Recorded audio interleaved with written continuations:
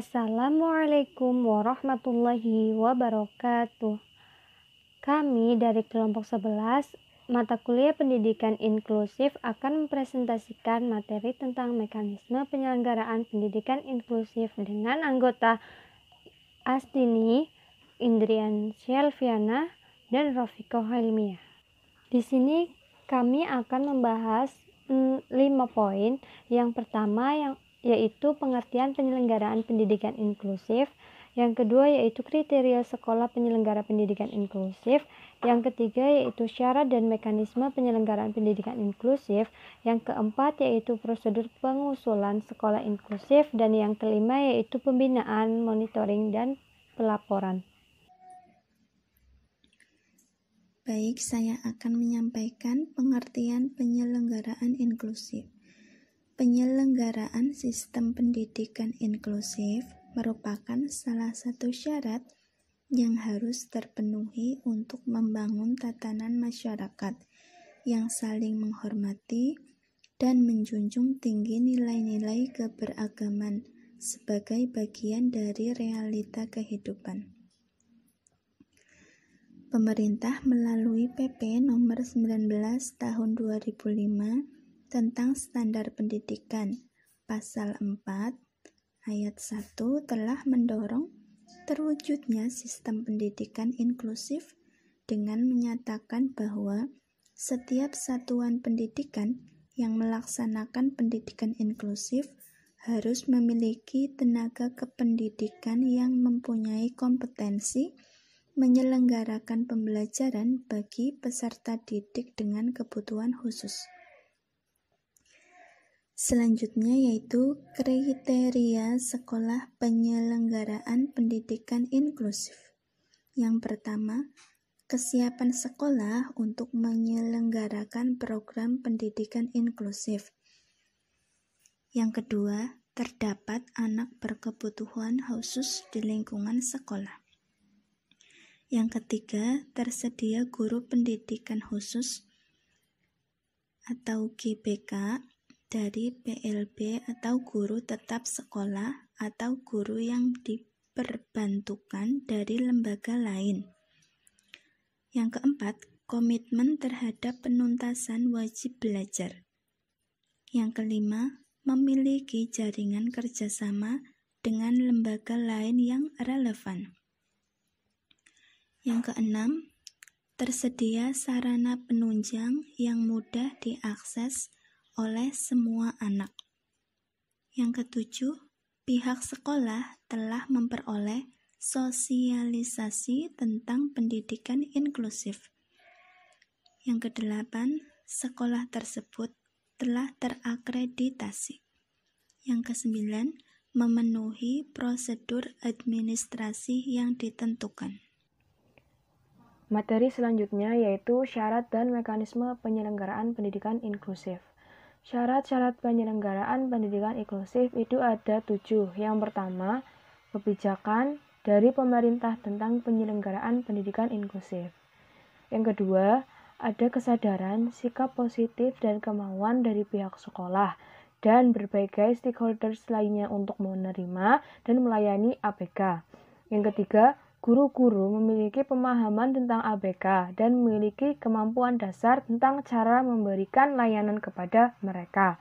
Yang keempat yaitu ada guru pembimbing khusus atau disebut dengan GPK. Yang kelima, tersedia lingkungan yang aksesibel bagi ABK.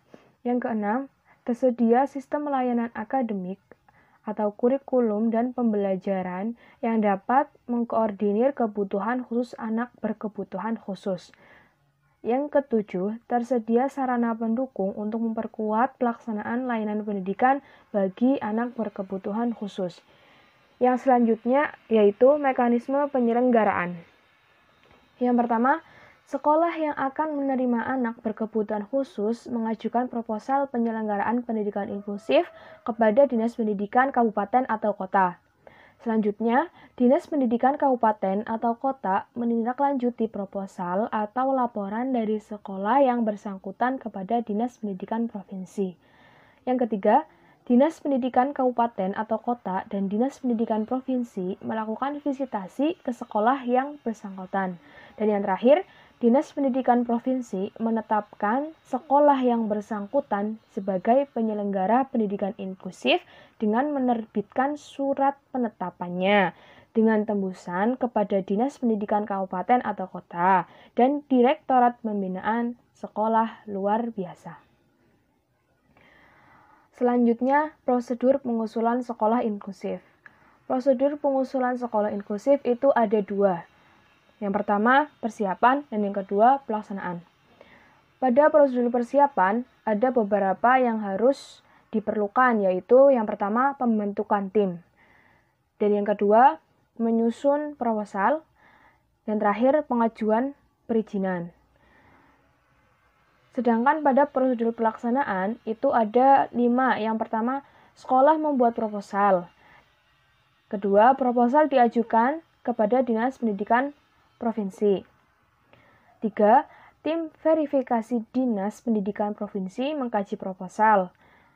Keempat, tim verifikasi mengadakan studi kelayakan kepada sekolah yang telah mengadakan permohonan.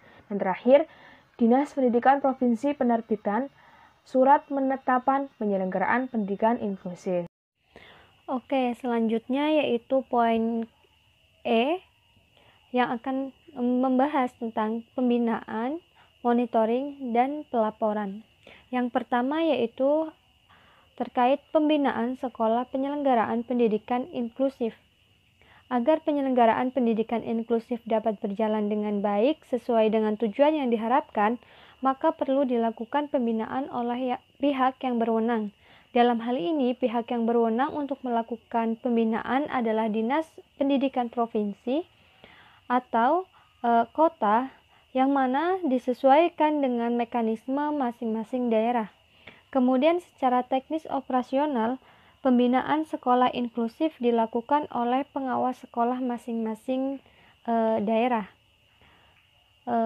Pembinaan sekolah penyelenggara pendidikan inklusif ini dapat dilaksanakan secara berkala maupun insidental sesuai dengan kebutuhan. Kemudian yang kedua yaitu terkait monitoring. Kegiatan monitoring dimaksudkan untuk mengawal keterlaksanaan penyelenggaraan program pendidikan inklusif. Nah, dari hasil kegiatan monitoring ini dapat digunakan sebagai bahan pertimbangan dalam meningkatkan mutu layanan pendidikan inklusif. Nah, kegiatan monitoring ini dilaksanakan secara berkala minimal 1 kali dalam 1 tahun. Kegiatan monitoring ini dilaksanakan oleh Direktorat Pembinaan Sekolah Luar Biasa, Dinas Pendidikan Daerah tingkat 1, dan Dinas Pendidikan Daerah tingkat 2 atau kota. Dalam menjalankan monitoring, Direktorat Pembinaan Sekolah Luar Biasa, Dinas Pendidikan Provinsi atau kota dapat bekerja sama dengan LPTK PLB yang ada di daerahnya masing-masing. Kemudian yang ketiga yaitu terkait dengan pelaporan. Setiap penyelenggara pendidikan inklusif diwajibkan untuk membuat laporan tertulis tahunan kepada atasan langsung yang nantinya akan dikirimkan kepada Direktorat Pembinaan Sekolah Luar Biasa. Nah, di dalam laporan ini harus mencangkup yang pertama yaitu terkait dengan peserta didik, yang kedua yaitu kurikulum yang digunakan, yang ketiga yaitu sarana dan prasarana, yang keempat yaitu tenaga pendidik dan kependidikan, yang kelima yaitu proses pembelajaran, dan yang keenam yaitu hasil evaluasi serta permasalahan-permasalahan yang dihadapi dalam penyelenggaraan pendidikan inklusif. Berdasarkan materi yang telah disampaikan oleh kelompok 11, dapat disimpulkan bahwa berdasarkan Peraturan Perundang-undangan Nomor 19 Tahun 2005 tentang Standar Pendidikan pasal 4 ayat 1 menyatakan bahwa setiap satuan pendidikan yang melaksanakan pendidikan inklusif harus memiliki tenaga kependidikan yang mempunyai kompetensi dalam menyelenggarakan pembelajaran bagi peserta didik dengan kebutuhan khusus. Sekolah yang akan menyelenggarakan pendidikan inklusif harus mengikuti mekanisme dan prosedur yang telah ditetapkan sesuai dengan peraturan yang berlaku dengan persyaratan yang harus dipenuhi. Mulai dari adanya siswa berkebutuhan khusus, tenaga pendidik, sarana dan prasarana, dan lain sebagainya. Dalam pelaksanaan pendidikan inklusif membutuhkan pembinaan, monitoring, dan pelaporan agar pelaksanaan pendidikan inklusif dapat berjalan secara optimal sesuai dengan tujuan penyelenggaraan pendidikan inklusif yang telah direncanakan. Oke, mungkin cukup sekian pemaparan materi dari kelompok 11. Kurang lebihnya kami mohon maaf. Billahi fisabilil haq. Wassalamualaikum warahmatullahi wabarakatuh.